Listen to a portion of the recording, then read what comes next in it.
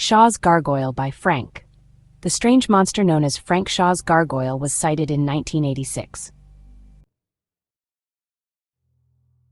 An experience that would haunt a NASA employee for the rest of his life was a terrifying encounter with a winged, jet-black, malevolent monstrosity.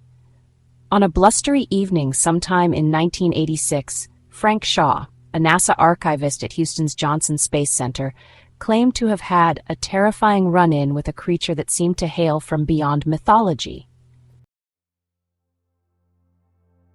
While information regarding this case is admittedly sparse, Shaw's daughter, Desiree, would eventually reveal the details of this mysterious run-in to author Nick Redfern in 2004. Desiree testified that she first realized that something was dreadfully wrong when her father returned home late one night after working at the Space Center. While neither Desiree nor her mother were particularly alarmed by Shaw's tardiness, as he often was required to work into the wee hours, they were both dismayed by his alarmingly apprehensive demeanor. The pair attempted to comfort Shaw, who was eventually able to compose himself enough to regale them with a terrifying tale of his brush with the unknown. According to Shaw, he was walking to his car at the end of his shift when he happened to glance up and see a ghastly, black, gargoyle-like figure perched ominously on the edge of one of the Space Center's buildings. Shaw claimed that he was frozen in horror at the sight of this astounding apparition, which, according to his description, was a jet-black humanoid that seemed to have a large cape draped across its shoulders. As if that wasn't bizarre enough, he claimed that he saw two massive, bat-like wings sticking out of either side of the fabric, or perhaps wrinkled flesh, of what he perceived to be a cape. This description seems to bear at least a passing resemblance, not only to the notorious Mothman, but also to the Owlman of Cornwall, both of which are said to be winged, humanoid creatures, which elicit an irrational fear in those who witness them.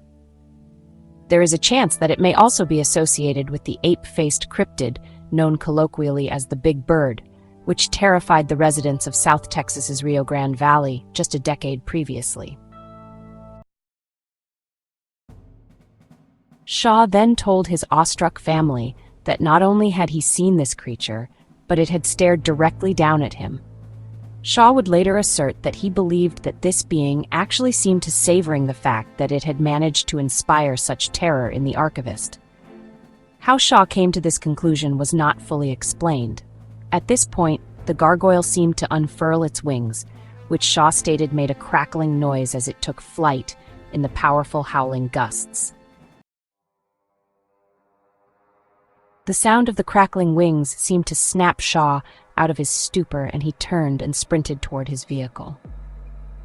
In what must have been the longest moments of his life, Shaw fumbled with his keys, unlocked the car door, dove inside, started the engine, and drove into the blackness of the night, too terrified to even look back to see if this winged, ebony atrocity was pursuing him.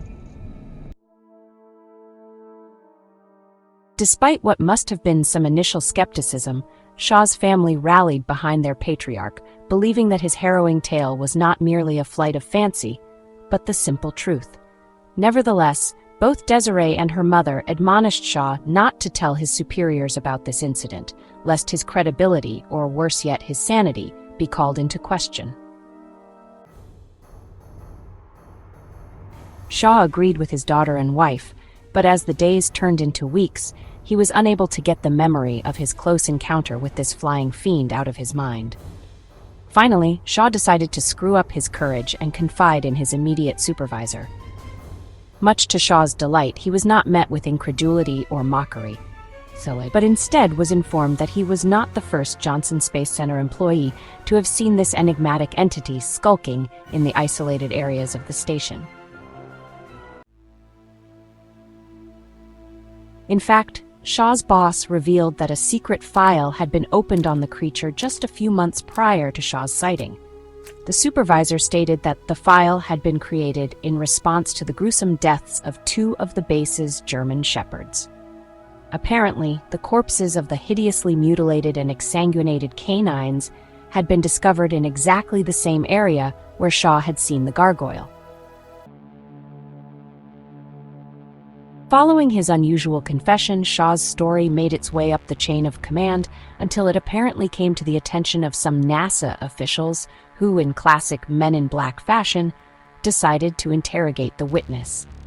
According to Desiree, her father was intensely grilled by what she referred to as NASA security people who were flown in from somewhere in Arizona. That much I know. These NASA security people made it clear to Shaw that it would be in his and his family's best interest to refrain from telling his bizarre story to anyone else.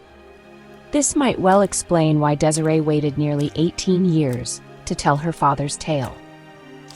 While there have been no new public reports of this entity in over 2.5 decades, which may be due in no small part to NASA's policy of silence, there seems to be a fairly good chance that this bloodthirsty gargoyle may well be lurking in the shadows of the Johnson Space Center, waiting to swoop down and strike again.